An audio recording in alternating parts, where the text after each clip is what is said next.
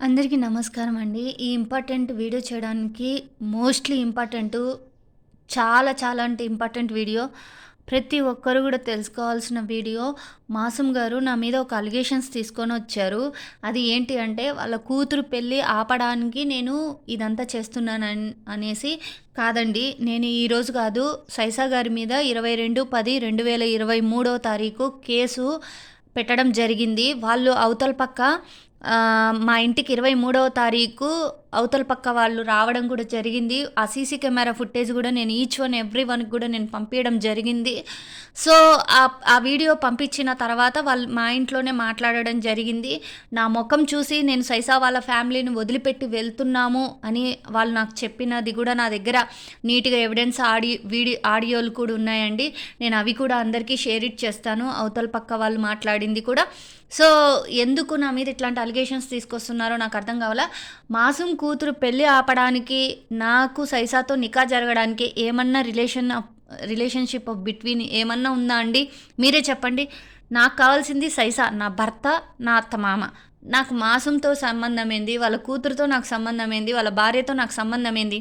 అసలు సంబంధం లేని ఇష్యూ అది. ఎందుకు నాకు లేనిపోని బురదలు అంటిస్తున్నారు? ఇంకో విషయం, సై మాసూమ్ గారు చాలామంది డిపార్ట్మెంట్‌లో వాళ్ళకి చెప్పినాడంట. ఏమని? మా కూతురు పెళ్లి ఆపడానికే ఇవన్నీ చేస్తుంది ఆ అమ్మాయి అని. నేను ఒక సాటి ఆడపిల్లని, పెద్ద కుటుంబంలో, పెద్ద కులంలో పుట్టి, ఈరోజు నేను ఇస్లాంలోకొచ్చినాను. ఇస్లాం పద్ధతులు నాకు తెలుసు. నమాజులు ఎన్ని పూట్ల చేస్తారో తెలుసు. దాని పేర్లు తెలుసు. సూర్య ఫాతిహాలు తెలుసు.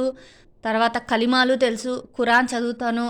అన్నీ చేస్తాను. కాబట్టి పిచ్చి మాటలు ఇప్పటికైనా మాసూము స్టాప్ చేసుకుంటే బాగుంటుందని నేను అనుకుంటున్నాను.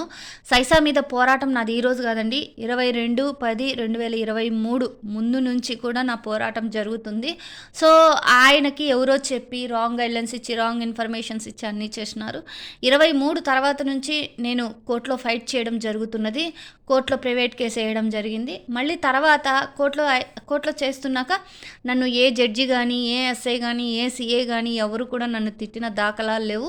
దయచేసి అవన్నీ వీళ్ళు ఎమాబ్రేట్ ఊరికే కల్పితాలు కల్పించి చెప్పుకుంటున్నారు, అంతే విషయం. తర్వాత ఇప్పుడు నేను మళ్ళీ ఈ సోషల్ మీడియాలో కానివ్వండి, టీవీలో కానివ్వండి, వీటిలలో స్క్రోలింగ్ అవ్వడం ఇది వాస్తవము. ఎందుకు అంటే అది కూడా నేను చెప్తాను. సైసాకి ఏదో చేస్తున్నారు సంథింగ్. ఆయనని ఇంతకుముందు ప్రీవియస్ 2 నెలలు దాచిపెట్టడం కూడా జరిగింది. సో, ఆ దాచిపెట్టడం కూడా జరిగింది కాబట్టే నా ఈ పోరాటము. ఎవరు ఎంతమంది అడ్డంకులు వచ్చినా కూడా నా పోరాటం ఆగదు. సో, జరగబోయేది ఇదే. ఇది సత్యము. ఎందుకంటే నేను నా భర్త కోసం ఫైట్ చేస్తున్నా. నాకు నా భర్త కావాలి. సో, నేను నా భర్త కోసం ఫైట్ చేస్తున్నా. అనవసరంగా నా మీద లేనిపోని అలిగేషన్స్, నా మీద లేనిపోనివి మాత్రం దయచేసి తేవద్దని నేను ప్రతి ఒక్కరిని కూడా, ప్రతి ముసల్మాన్ కుటుంబాన్ని, ప్రతి హిందూ కుటుంబాన్ని కోరుకుంటున్నది ఒక్కటే. అందరికీ దయచేసి నా మీద, నేను ఒక ఆడపిల్లని, నాకు ఆ అమ్మాయి గురించి ఏంటో నాకు తెలియదు. నాకు తెలియని వాటికి నాకు బురద పూయకండి. సో, ఆ అమ్మాయి ఎట్లా పోతే నాకేంటి సంబంధం? నాకు సంబంధం లేని ఇష్యూ కదా అది. నాకు సంబంధం లేని సబ్జెక్ట్ కదా అది. నాకు కావాల్సింది నా భర్త సైసా గారు. సో, నా అత్తమామలు, మా నలుగురు మధ్య జరుగుతున్న ఇది పోరాటం. మాసూమ్ అంటారా? వాళ్ళ అన్న కాబట్టి ఆ యప్పకేమన్నా దురద ఉంటే దురద పూసుకుంటాడు.